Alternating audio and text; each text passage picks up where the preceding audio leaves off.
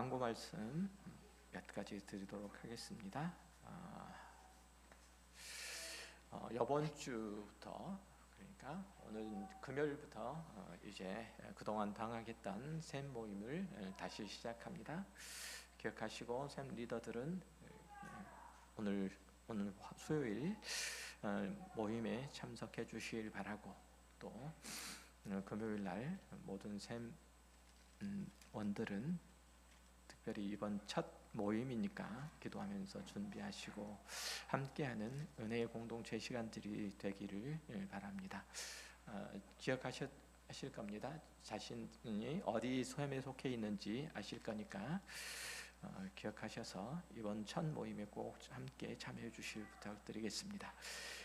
그리고 2월 27일, 2월 28일 설 기간이 있어서 좀 멀리 보이지만 설 기간 바로 다음이에요. 27일하고 28일 양일, 그러니까 정확하게 얘기하면 금요일 토요일인가? 토요일하고 주일이죠. 금요일 토요일 3월 1일이 주일인가요? 3월 1일이 주일이구나. 그건 제가 잘 착각했습니다. 금요일 토요일 정확하게 얘기하면 3일인데 3월 1일까지 하는 셈인데, 어쨌든 금요일 토요일 날 겨울 어린이 성경학교 합니다.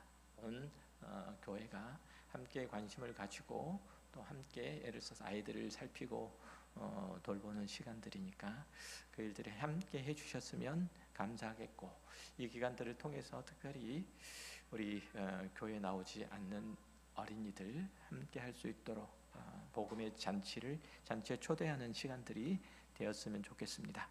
그리고 성경 통독 모임 진작부터 시작했어야 되는데 아직 시작하고 하지 못했는데 당황하지 마시고 앱을 보시면 가피풀 성경 앱이 있습니다. 그걸 좀 깔아 놓으시면 제가 그 앱을 통해서 성도님들 초대할 테니까, 여러분 초대할 테니까 함께 하셔서 1년 성경 통독하는 거 좀 함께 참여하셨으면 감사하겠습니다.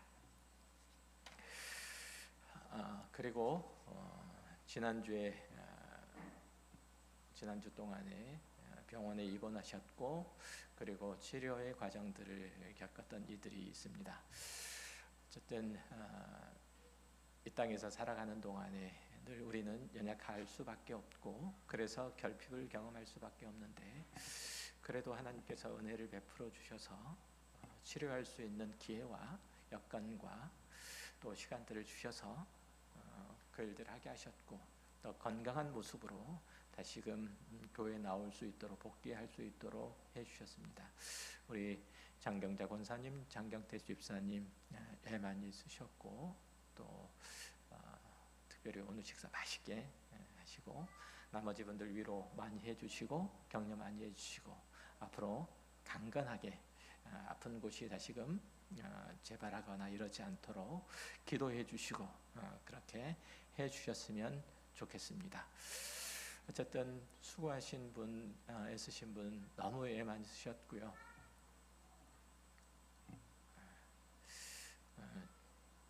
주님께서 우리를 부르시는, 주님께서 다시 오셔서 이루시는 영원한 나라에서는 그런 일들은 적어도 없을 겁니다. 말씀 함께 나누도록 하겠습니다. 사람 누구나 다 다른 이로부터 인정을 받고 싶어 하죠. 아이들은 부모의 칭찬 한마디에 세상을 다 얻은 것처럼 기뻐하고, 직장인은 상사에게 인정을 받기 위해서 밤샘 근무도 합니다. 신앙생활도 마찬가지죠. 우리가 주를 위해서 애써 복음을 증거하고 교회를 위해서 봉사를 해갈 때 누군가가 참 대단하십니다.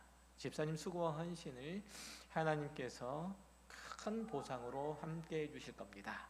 장로님 아니면 우리 교회가 안 돌아갑니다 라는 그 말들을 기대하는 것이 솔직한 우리의 마음이고, 그게 나쁠 게 없죠. 밖에서도 역시 마찬가지죠. 마음에 따라서, 말씀에 따라서 순종하려고, 그리고 나에게 적대감을 품는 사람에게조차도 내가 용서하고 품고 인정해 주려고 하는 것이 우리 그리스도인들, 하나님의 자녀들이 당연히 가지고 있는 당연히 가지고 있는 그리스도인으로서 책무라고 생각을 하며 그 일들을 성실하게 해가죠. 그렇게 하면 사람들은 야, 예수 믿는 사람이니까 참 다르기는 다르구나. 나도 너 같은 사람만 교회에 있으면 나도 교회 가고 싶다라고 인정했으면 하는 바람이 있죠. 하지만 본문에서 예수님께서는 우리의 이런 알량한 기대 단칼에 베어버리시죠. 주님은 우리가 세상을 향해서 나아갈 때 세상은 우리를 환대하기는커녕 오히려 미워하고 박해할 것이라고 말씀하세요. 우리가 예수를 닮아가면 갈수록 세상은 우리를 인정하고 우리를 부러워하고 우리들에게 갈채를 보내는 게 아니라 오히려 우리를 낯설어하고 우리를 거부한다는 거죠. 이거는 우리가 인생을 잘못 살아가고 있다는 증거가 아니라, 그런 신호가 아니라 우리가 속한 나라가 이 세상이 아니고 하나님의 나라인 것을, 우리의 신분이 완전히 세상에서 하나님의 나라의 백성으로 바뀐 것을 증명해주는 신분증과 같은 거예요. 과연 우리는 세상의 박수 소리가 잦아든 그 고독한 자리에서 오직 주님의 인정만으로 만족하고 기뻐하는 영적인 자존감이 나에게 있는가라는 이 점검을 오늘 말씀을 통해서 다시 한번 확인해보고, 그리고 과연 이 세상이 나를 박절하게 대접하는데 지금 그것이 나에게 왜 영광이 되는지도 다시 한번 확인함으로써 이 기독교 신앙의 깊은 신비들을 함께 깨우쳐가는 시간이 되었으면 좋겠습니다. 성도의 유일한 정체성, 그것은 무엇으로 표현될 수 있냐면 예수 안에 거함.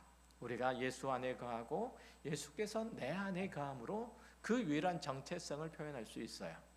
이것을 이해하기 쉽게 비유하자면 전혀 다른 문화권으로 이민 간 것과 똑같아요. 평생을 한국에서 살던 사람이 60대, 70대가 되어가지고 미국이나 다른 어떤 곳으로 이민을 가면 그곳의 언어나 관습이나 가치관이나 습관이나 뭐 이런 것들에 적응하는 게 쉽지 않습니다. 굉장한 문화적 충격을 경험할 때가 많죠. 내가 한국식 예절을 지키려고 할 때 현지 사람들은 나를 굉장히 이상한 사람으로 쳐다보죠. 그러니까 내가 틀렸기 때문이 아니라 내 몸에 밴 문화가 그들과 다르기 때문이에요. 우리는 굉장히 이상하게 보는 것들이 참 많아요.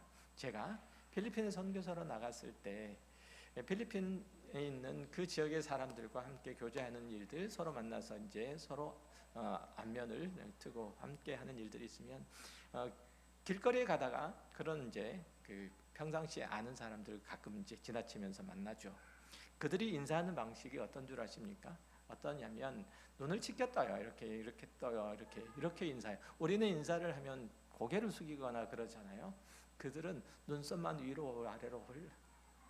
굉장히 이상해 보여요. 근데 그게 그들이 인사하는 방식이에요. 눈으로 그냥 눈 인사를 하는 거예요. 이런 식으로. 우리 아이들이 참 잘했는데 그게 이제 우리로서는 굉장히 이상하죠. 문화가 다르기 때문에 그래요. 버르장머리 없이 어른한테 인사하는데 눈을 치켜 뜬다고 우리는 생각하지만 그들에게는 너무 자연스러운 거죠. 우리는 그처럼 이 세상에서 하나님의 나라로 그 국적을 옮긴 이들이기 때문에 하나님의 말씀을 따라 하나님의 선하신 통치를 따라 살아가는 사람들이기 때문에 이상해 보일 수밖에 없어요, 세상이. 그러니까 예수라는 생명의 나무에 접붙인 이상 우리 안에는 세상의 이기적인 사고와 죄성이 아니라 예수라는 희생적인 생명이 흐르기 시작하죠. 세상은 자기를 높이라고 늘 말해요. 세상은 효율성을 제고하라고 늘 말해요. 그러나 우리 안의 생명은 주님의 이름을 높이라고 말해요. 우리 안에 있는 주님의 사랑은 효율성이 아니라 오히려 비효율의 극치를 달리라고, 조금 비효율적이라도 조금 비능률적이라 할지라도 사랑하고 품고 기다리라고 그렇게 말해요. 세상은 보복하라고 말하지만 우리 안에 있는 생명은 용서하라고 말해요. 이 근본적인 문화 차이는 우리를 세상 속에서 이방인으로 만들 수밖에 없는 거예요. 그렇기 때문에 세상이 여러분들을 이해하지 못하고 낯설어 하는 것에 당황할 필요가 없다는 거죠. 그것은 여러분의 영혼에 하나님의 나라의 문화가 제대로 정착되고 있다는 표시, 확실한 증거 있기 때문에 괜찮은 거예요. 많은 이들이 구원을 단순히 죽어서 지옥에 가지 않는 면죄부를 얻는 것이라고 오해를 하죠. 그러나 구원의 진짜 목적은 이 땅에서 하나님의 백성답게 사는 법을 배우고 우리의 성품이 예수를 닮아가는 삶의 변화에 있어요. 하지만 예수를 믿기로 결단했다고 해서 수십 년간 배인 우리 안에 있는 세상의 습관이, 그 관습이 하루아침에 사라지지 않죠. 남보다 앞서가야 직성이 풀리고 내 의견이 무시당하면 밤잠을 설치는 그 억울함이 나를 꽉 누르는 이 자가 여전히 우리 안에 살아있는 한 우리는 굉장히 괴로울 수밖에 없고 예수를 믿기도 굉장히 어렵죠. 하나님은 그런 우리를 세상이라는 그 훈련소에 여전히 두세요. 그러면서 내가 나를 버리고 예수를 따르는 훈련을 계속하도록 하시죠. 이 때문에 우리가 살아가면서 말씀에 순종하고 하나님의 의를 이룰 것인가, 내 뜻대로해서 내 이익을 찾을 것인가, 이 갈등을 우리는 매일 할 수밖에 없는 거예요. 이것이 우리가 매일 겪어가는 신앙의 훈련이기도 하고요. 요한복음 15장 19절에서 그래서 예수님께서 말씀하시잖아요. 너희는 세상에서 택함을 입었기 때문에 세상이 너희를 미워한다라고 말씀하세요. 우리가 세상과 겪는 이 마찰이 사실은 우리를 정화하는 도구가 된다는 그 의미도, 그 뜻도 포함하고 있는 거예요. 세상이 우리를 거칠게 대할 때 우리는 비로소 내 안에 남아있는 세속적인 찌꺼기들을 발견할 수밖에 없는 거죠.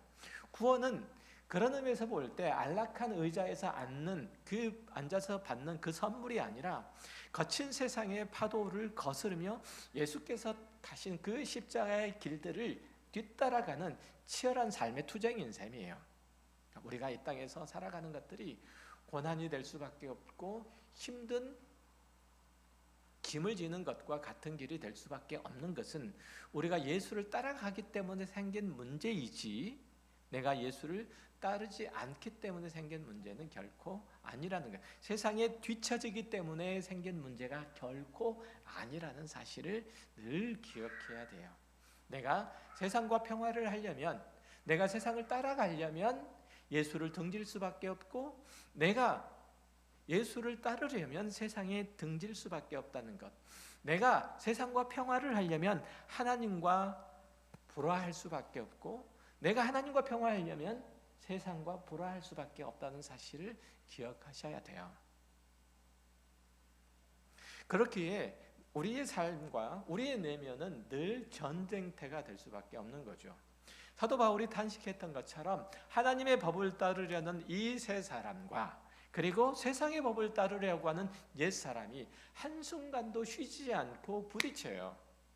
내 안에서 부딪히고 내 밖에서 부딪히죠. 이 전쟁은 우리가 주님 앞에 갈 때까지 계속할 거예요. 세상은 끊임없이 우리를 유혹하고 협박하면서 다시 자신들이 세워놓은 그 질서 안으로 들어오라고 우리를 끌어들이죠. 적당히 타협해라.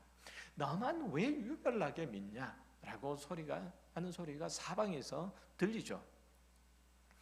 우리가 이 영적 전쟁에서 승리하는 비결은 내 힘으로 버티는 게 아니라 예수님과 더 깊이 연합하는 거예요. 예수님께서 하나님의 나라의 진리를 선포하실 때 세상이 그분을 미워하셨듯이 우리가 십자가 정신으로 살아가려고 할 때 세상이 우리를 공격해 오는 것은 지극히 당연한 거예요. 만약에 여러분의 삶에 이런 영적 긴장감이 전혀 없고 너무나 평안하게 세상에서 살아가고 있다면 그것은 어쩌면 여러분이 세상의 무방비 상태로 그렇게 노출되어 있거나 전혀 긴장하지 않고 살아가고 있거나 그리스도의 군사로서 정체성을 잃어버렸기 때문일지도 몰라요.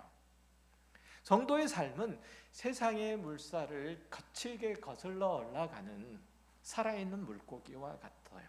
연어가 마치 그 거친 물살을 거슬러 올라가서 자기가 태어난 곳을 향해서 나아가듯이 우리는 거친 세상의 물살을 헤쳐가면서 우리를 구원하신 하나님께, 우리를 창조하신 우리의 군원이 되신 하나님께 거슬러 올라가는 과정 가운데 있기 때문에 우리는 힘들 수밖에 없어요. 본문 21절은 세상이 우리를 박대하는 이유를 나를 보내신 이를 알지 못하기 때문이다 라고 명시적으로 말씀하시죠.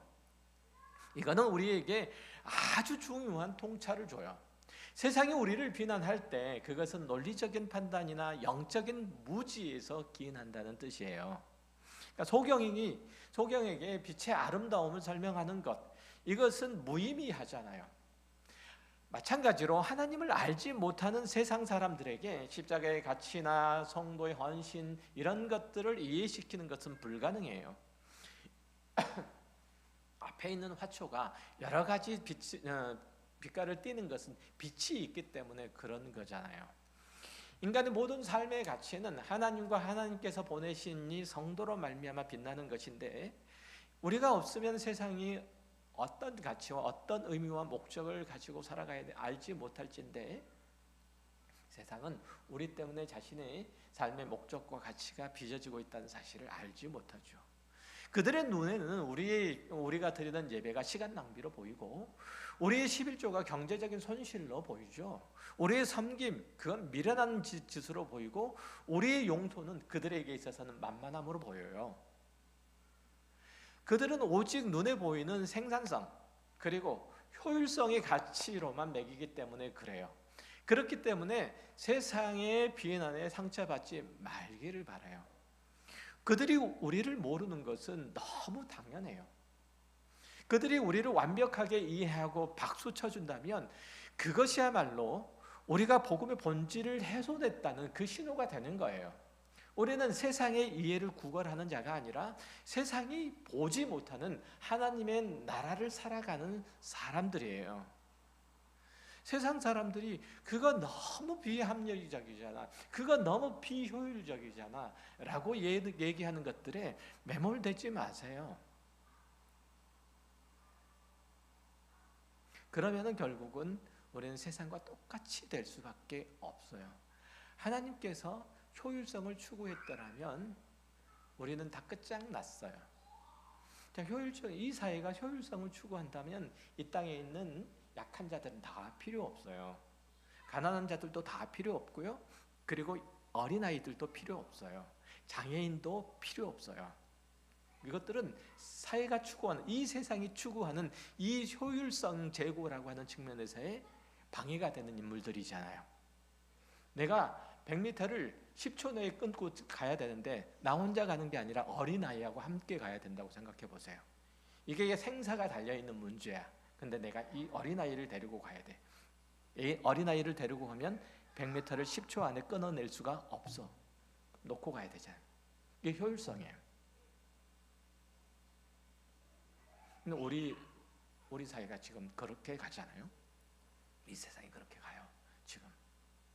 그래서 AI라고 하는 것들도 효율성에. 그러면 인간에게 무의미만 남게 돼요. 하나님께서 효율성의 가치를 재고 있다면 왜 6일 동안 이 세상을 창조하십니까? 그냥 한 번에 창조하시고 말지. 효율성을 제고할 것 같으면 죄인인 우리를 뭐하러 그냥 끌고 가세요? 그냥 다 죽이고 다시 창조하시면 되지. 그게 쉽지. 하나님은 그런 분이 아니잖아요. 하나님 세상과 다르신 분이에요. 그런 의미에서 이 세상에 신앙생활하는 가운데서, 교회 생활하는 가운데서 가장 위험한 시도는 뭐냐면 이 세상의 가치를 그대로 교회로 가지고 오는 거예요. 사회에서 성공한 위치에 있거나 높은 지위에 있는 이들이 교회에 오면 그 유능함을 기반으로 하나님의 일들을 지휘하려고 하는 경향들이 참 많죠. 그래서 사회에서, 은행에서 일하시는 은행원이 교회에서 재정을 맡으면 큰일 나는 거예요. 왜냐하면 효율성에 따라서, 자기가 알고 있는 효율성에 따라서 교회 재정을 다 그렇게 할 것이기 때문에 그래요. 그러면은 실패라는 게 없어요. 그렇지만 그 안에 뭐도 없냐면 용서도 없어요. 그렇죠. 용서가 어디 있어요? 우리는 옳고 그름의 가치를 따라서 살아가는 사람이 아니고, 우리는 용서와 인내와 사랑으로 살아가는 사람들이에요. 만약에 주님께서 옳고 그름의 가치를 따라서 우리를 판단했다면 우리는 다 지옥 갔어야 돼요. 그렇죠. 그래서 그런 의미에서 주님께서 가장 싫어했던, 주님께서 주님과 가장 대립했던 인물들이 누구예요? 바리새인들이에요. 바리새인들이 어떤 사람들이냐면 옳고 그름에 따라 자신의 목숨을 내놓는 사람들이에요. 이게 우리를 망하게 하는 거예요. 하나님의 나라는 능력으로 일하는 곳이 아니라 은혜로 일하는 곳이에요. 세상의 지위와 권력과 전문성을 그대로 가지고 들어와서 그 권력을 행사하려고 할 때, 교회는 나눠주고 품어주는 그 생명력을 잃어버리고 평가하고 정죄하는 세상의 조직으로 변질되고 말아요. 만약에 내가 내 가정에서 마치 밖에서 그런 것처럼, 밖에서 내가 학교 선생이야, 열심히 아내에게, 아이들에게 가르치려고 들면 큰일 나요. 밥상이 엎어질지도 몰라요. 제가 그런 일들을 당한 적이 있거든요. 밥상이 엎어질지도 몰라요. 내가 회사 사장처럼 우리 아이들에게 그렇게 하면 아이들은 엇나가죠. 그래서 자수성가한 부모 밑에서 자란 아이가 많은 상처를 받고 많이 엇나가는 거예요. 나는 아무것도 없는 상태에서 이만큼 내가 일고 나와서 네가 이만큼 누리고 있는데 너는 도대체 뭐가 부족해서 못 채나? 본인은 이해할 수가 없는 거예요. 자신의 관점에서 상대방을 평가하기 때문에 그래요. 내가 간 길이 옳고 내가 이룬 것이 정당하며, 그래서 나만큼 이루지 못한 것들은 다 약한 것들이다, 이렇게 생각하고 말죠. 그럼 약한 것들은 다 없어져야 돼요. 생존해서 살아남는 것만 살아남으면 우리 자식들은 아무도 없어요. 그래요. 신앙의 진정한 시작점은 그런 의미에서 볼 때 나는 아무것도 아닙니다라고 하는 철저한 자기 부인에 있어요. 모세가 40년 동안 광야에서 자기 열심을 다 빼낸 후에야 비로소 하나님의 도구로 쓰임 받았듯이, 우리도 내 안에 세속적인 힘이 빠져야 하나님의 능력이 머물죠. 자신이 아무것도 아닌 것을 알아야 다른 누군가를 포용하고, 그리고 그를 품고 그와 함께 울어줄 수 있게 돼요. 주님께서 하신 일들이 뭐예요? 세상의 모든 약한 자들을 품고 우는 것이었잖아요. 우리도 그럴 수 있게 돼요. 내가 이만큼 성공했으니 그만큼 보상해 주시리라는 그 보상 심리가 우리의 신앙의 문턱에 걸려 있다면 결코 깊은 은혜의 세계로 들어갈 수 없게 돼요. 신앙은 나를 증명하는 과정이 아니라 나를 비워서 주님을 채우는 과정을 잊지 않아야 돼요. 내가 이만큼 열심을 내서 신앙에서도 성공했고 내 사회생활에서 성공했고 했는데, 그럼 너의 실패는 지금 뭐냐? 그거는 네가 하나님께 열심히 없고 네가 신앙생활을 열심히 안 했기 때문에 네 실패를 경험한 거 아니냐라고 얘기를 하죠. 그럼 결국은 어떤 의미가 되냐면, 너는 신앙생활 똑바로 안 한 탓이야, 너는 사회생활 똑바로 안 한 탓이야 라고 생각을 하죠. 그게 은혜가 아니고요, 내 모든 성과에 대한 당연한 보상으로 여기는 거예요. 우리는 그런 과거의 습관, 사고, 태도 이런 것들 다 버리지 못해요. 그래서 그리스도 안에 산다고 하면서도 자꾸만 눈에 보이는 결과물들에 집착을 하죠. 얼마나 많은 사람들이 모였는지, 얼마나 화려한 행사를 치렀는지 그것에 우리의 마음을 뺏기고 말아요. 우리는 그렇잖아요. 우리 교회가 이런 일들을 안 하고 저런 행사를 안 하고 요만큼 커지지 않고, 이런 이유가 뭘까? 이런 거 신경 쓰지 마시고요, 우리 각자의 신앙을 잘 챙겨 가시자고요. 내 마음에 내 신앙의 부흥을 이루시자고요. 하나님의 사랑이, 하나님의 은혜가 내 안에 가득 참을 배우자고요. 그거 외에 아무것도 없어요. 숫자가 적으면 어때요? 누추하면 어떻습니까? 내 안에 하나님의 사랑으로 은혜로 가득 찼는데 내가 늘 하나님의 사랑에 겨워하고 감격해하며 그 사랑을 누군가에게 나누기를 애쓰고 그것이 나에게 있든지 없든지 조건이 되든지 안 되든지 상황이 되든지 안 되든지 시간이 되든지 안 되든지 어떻든지 내가 가지고 있는 이 사랑에 겨워서 누군가에게 나눠주지 않으면 견딜 수 없는 내 마음이 있으면 그걸로 된 것이, 그것이 천국이지. 그렇잖아요. 그 나머지는 다 하나님께서 하실 거예요. 하나님께서 하실 거예요.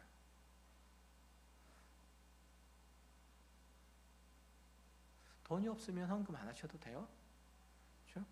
시간이 없으면 봉사 안 하셔도 돼요. 그렇게 살지 뭐. 그렇잖아요. 몸이 불편해서 교회에 나와서 뭔가 할 수 어때요? 그냥 그렇게 살지 뭐. 그렇잖아요. 하나님께서 그걸 요구하시면 그렇게 하지 뭐. 그게 나의 게으름을 정당화하는 수단이 되면 안 되겠지만 그럼에도 불구하고 내 약함 때문에 약함이 다른 누군가의 사랑을 베푸는 수단이 된다면 그건 괜찮은 거예요. 늘 그래요. 그래서 신앙이라고 하는 게 내 방식이 옳다고 주장하고 그걸로 인해서 형제의 마음을 아프게 하는 것, 정말 이거는 신앙 실력이 없는 거예요. 직분이 높아질수록 자기를 낮추고 다른 사람의 의견에 귀를 기울이고 자신의 약함을 늘 인정하는 사람, 나도 언제든지 실수를 할 수 있고 나도 누군가의 마음에 상처를 입힐 수 있다는 사실을 늘 기억하는 생각이야말로 사고야말로 그리스도인의 당연한 가장 기본적인 태도여야 돼요. 우리는 거창한 선교 혹은 대형 집회에서만 우리의 신앙이 자라난다고 생각하지만 사실 신앙의 진짜 그 근육은 아주 사소하고 불편한 자리에서 만들어져요.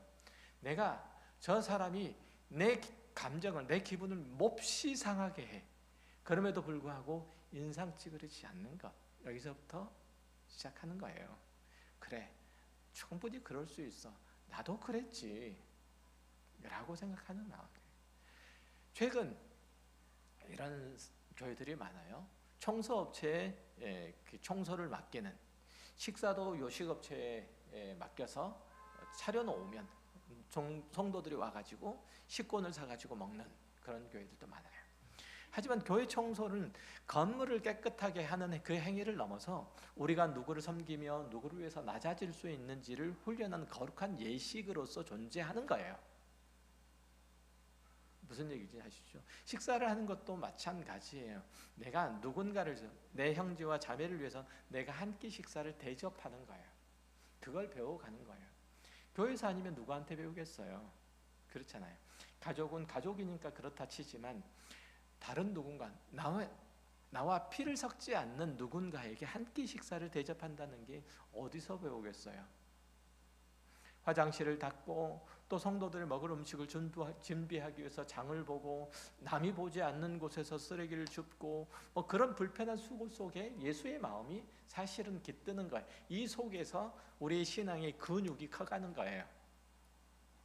편리함만 추구하는 신앙은 결코 성숙할 수 없어요. 세상은 돈을 써서 수고를 피하라 이렇게 말하지만 신앙은 기꺼이 수고해서 사랑을 확증하라고 말해요. 그러니까 죄지게에서 내 주장을 관찰하는 것들을 배우는 것보다는 공동체의 평화를 위해서 내 주장을 내려놓는 법을 먼저 배우셔야 돼요. 어느 교회에, 굉장히 유명한 교회에 한국의 설교가로서 굉장히 유명한 목사님이 계세요. 저도 존경에 맞지 않는 그 목사님이신데 그 교회가, 그 목사님이 원로 목사님이에요. 근데 그 목사님이 아들 목사랑 지금 담임 목사하고 목회적 관점이 맞지 않는다고 나가기로 하면서 40억을 내놓으라고 그렇게 얘기를 했나 봐요. 40억을. 지금 그 교회가 10,000명 가까이 모일 거예요. 40억을 내놓으라 그랬는데 공동회의에서 그걸 부결시켰어요. 못 주겠다네요. 그 많은 돈을. 근데 그 목사님 변이 뭐냐면 40억이면 내가 나가서 내 아들과 나가가지고 교회 개척하는데 100평의 그 상가 건물도 못 얻는다. 강남이니까요. 그렇죠. 제가 무슨 얘기를 할 것 같아요? 주지. 교회나 공동체, 어쨌든 한국교회가 한국교회에서 그 교회의 위상, 그 교회가 가지고 있는 위치, 그 교회 목사님의 그 위치, 존경받는 어떤 사람들, 이런 것들을 생각하면 그냥 주지. 그리고 그걸 본인이 소주머니에 넣겠다는 것 아니고 설교가로서 늙었지만 그래도 설교를 계속하겠다는 그 생각과 의지 속에서 교회에 요청하는 것들 좀 주지. 목사 편 드는 게 아니에요. 그게 넉넉하지. 옳고 그름을 떠나서 넉넉함이잖아요. 여유잖아요. 그런 거예요. 신앙이라고 하는 게. 근데 그 교회는 옳고 그름만 있었던 거예요. 옳고 그름만.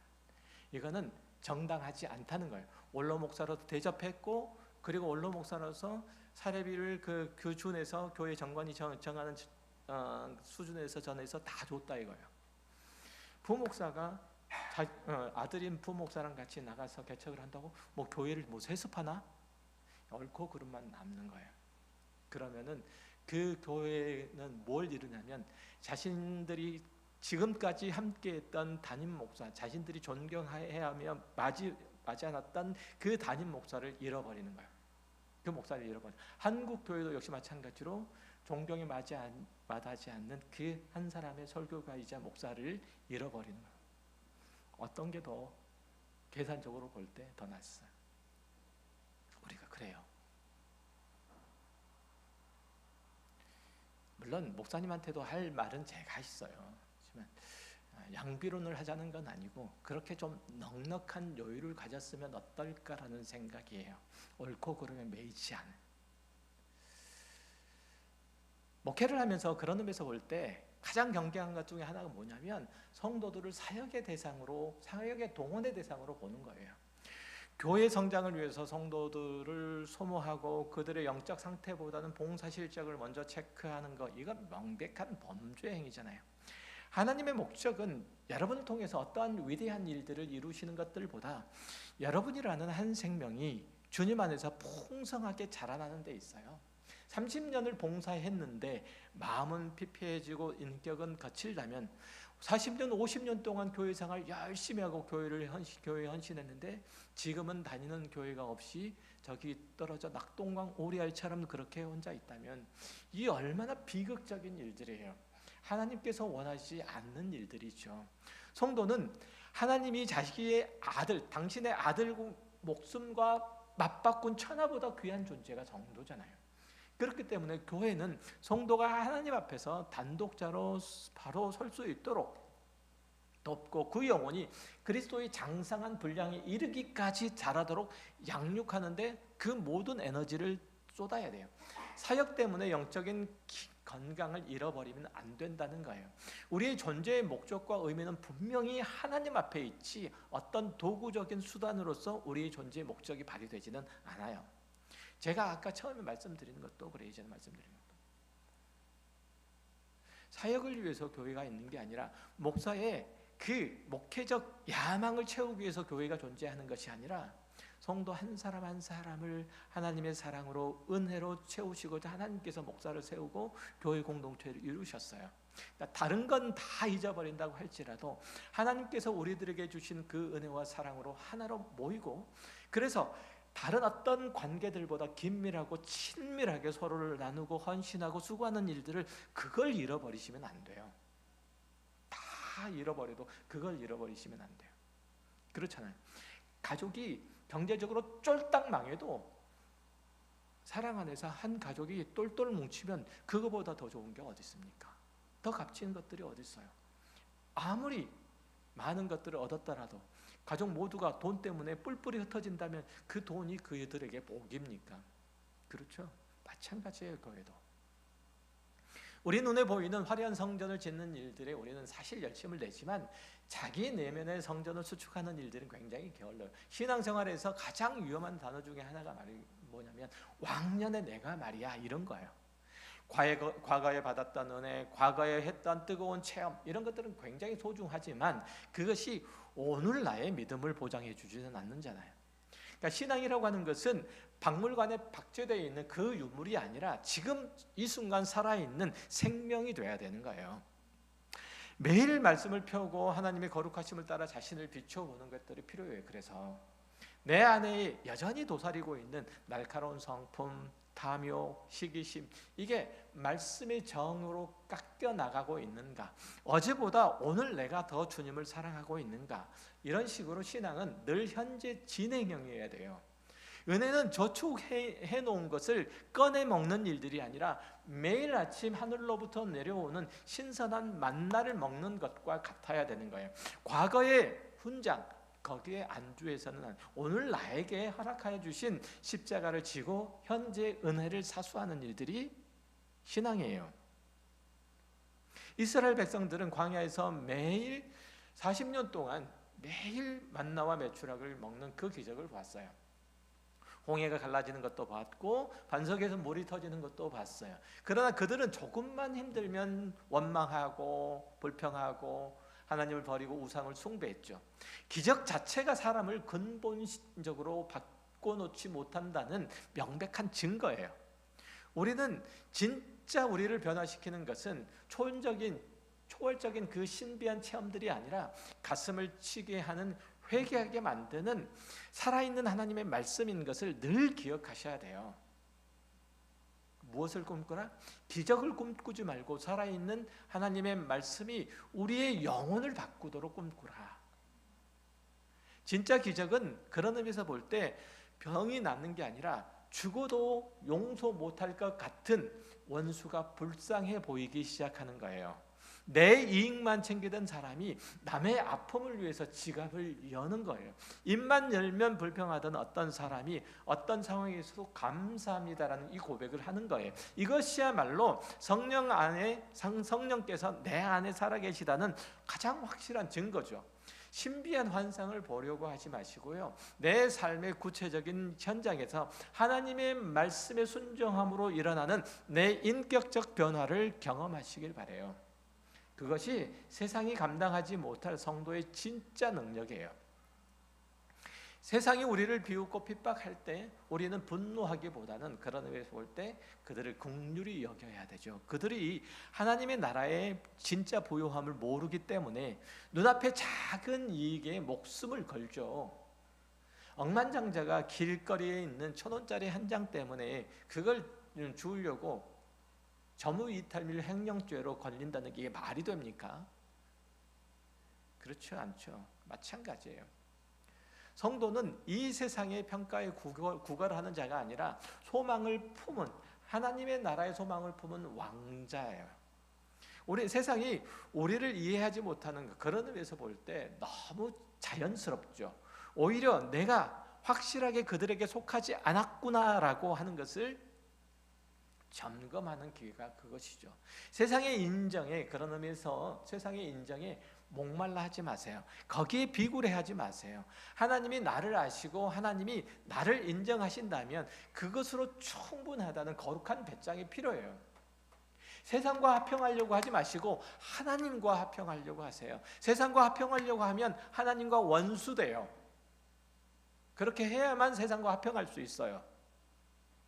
세상이 감히 범접할 수 없는 하늘 시민의 여유와 그 자부심으로 당당하게 고개를 드세요.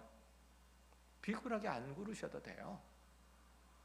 예수님은 우리가 세상에서 미움을 받을 때 우리를 홀로 두지 않으시겠다고 약속하시잖아요. 우리 곁에서 도우시는 보혜사 성령을 그래서 보내주셨잖아요. 성령 하나님께서 우리 가운데 역사하시잖아요.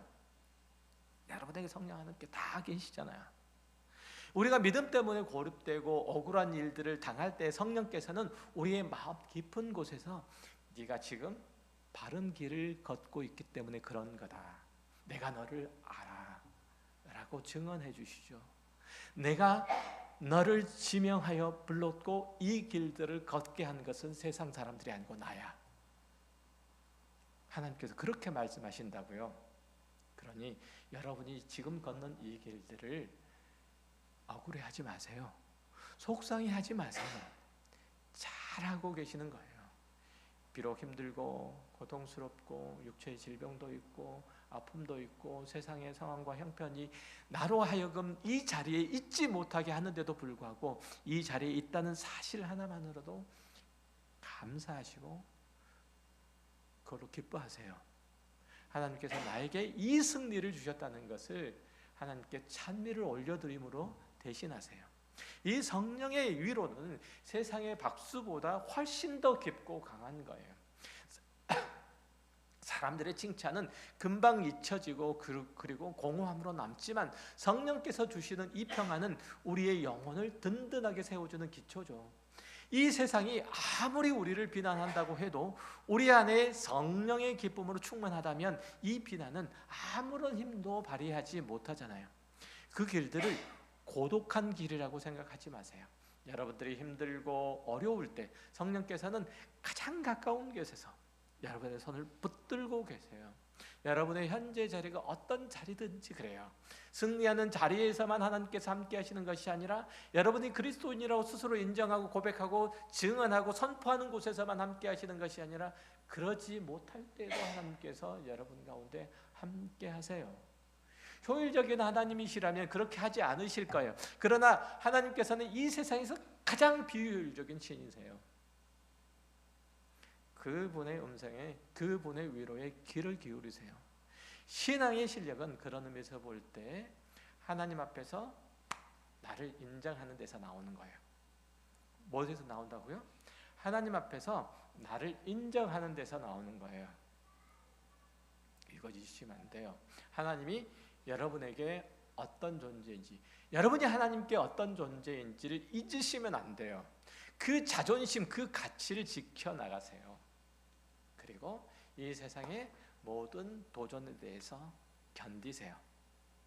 억울한 말을 들었을 때 즉각 반격하지 않고 주님의 심판을 기다리고 침묵하는 것, 누군가가 내 권리를 침해했을 때 기꺼이 손해봐주는 것, 그것이 성도의 권세예요. 세상은 끝까지 싸워서 이기는 자, 그를 승자라고 부르지만 하나님의 나라는 끝까지 사랑하고 끝까지 져주는 자를 승자라고 그래요.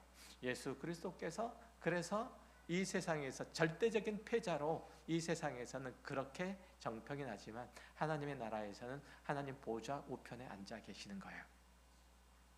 왜 아멘 안 하세요? 그게 주님의 승리고 우리에게 맡겨진 승리예요. 여러분의 선의를 비웃는 사람들에게 앞에서 억울해하지 마세요. 주님은 그 억울한 순간을 통해서 여러분의 그리스도의 형상으로 정교하게 빚어 가신다는 거예요. 내가 죽고 예수로 사는 자리는 바로 내가 기꺼이 패배자가 되어주는 그 자리예요. 그 자리에서 우리가 져줄 때 비로소 복음의 능력이 나타나요. 세상이 저 사람은 왜 저렇게까지 참고 꺼내주냐, 간쓸게 다 내주게 생겼네, 이렇게 의아해할 때 그 틈으로 아버지의 영광이 비치기 시작해요. 끝까지 인내하고 사랑하기를 선택하는 자는 최후의 승리하는 자가 세상의 방식대로 말고 하나님께서 승리를 인정하실 거예요. 지금 괴롭더라도 하나님께서 기뻐하실 것을 생각하세요. 지금 괴롭더라도, 지금 힘들더라도 하나님께 평화한다는 사실을 기억하시기 바라요. 그래서 견디세요. 오늘 우리 마음속에 남아있는 이 서운함, 누군가가 알아주지 않아서 생겼던 이 옹졸한 이 보상심리, 이런 것들을 다 내려놓으시는 시간이 되길 빕니다. 우리는 이미 측량할 수 없는 큰 사랑을 받았고 영원한 생명을 소유한 자들이에요. 그렇기 때문에 우리는 이 영적인 여유, 그 충만함을 누릴 수 있어야 돼요. 우리가 더 풍성한 것들을 가졌기 때문에 세상의 조롱과 무지함에 대해서 기꺼이 웃어줄 수 있는 영적 거장이 돼야 돼요. 결단하기를 바랍니다. 사람의 인정에 목말라 하는 그런 신앙의 유하기를 지나시기 바랍니다. 오직 하나님의 평가만으로 행복하다는 그 고백을 할 수 있는 성숙한 그리스도인이 되길 바랍니다. 세상이 하는 똑같은 방식으로 소리 지르고 싸우고 대적하지 마시기 바라요. 대신 십자가 위에서 저들을 사해 주십시오라고 기도하시고 사랑으로 승리하신 예수를 바라보시기 바랍니다. 내가 무명해지고 내가 낮아지고 내가 손해보는 그 자리에서 하나님의 나라는 완성된다. 이번 한 주간 이 세상에 여러분의 믿음을 시험하려고 또 세상이 여러분들을 협박해 올 거고 여러분의 진심을 짓밟으려고 할 거예요. 그럴 때마다 마음속으로 선포하세요. 나는 하나님의 나라의 시민권을 가진 하나님의 자녀이다. 세상은 비록 나를 몰라준다 할지라도 주님께서는 나의 눈물과 나의 아픔과 나의 억울함들을 다 알아주실 것이다.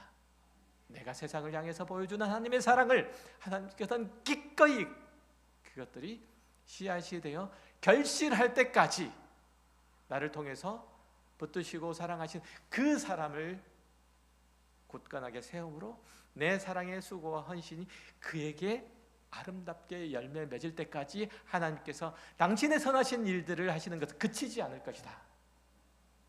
내 수고와 내 헌신을 하나님께서 반드시 저 사람을 향한 사랑의 헌신들이 결실하도록 만들어 주실 거다 라고 생각하신다면 여러분들의 모든 수고와 헌신들은 하나님께서 인정하시는 것이 될 것이요 하나님의 영광의 면류관으로 여러분 앞에 놓여 있을 것입니다. 기도하겠습니다.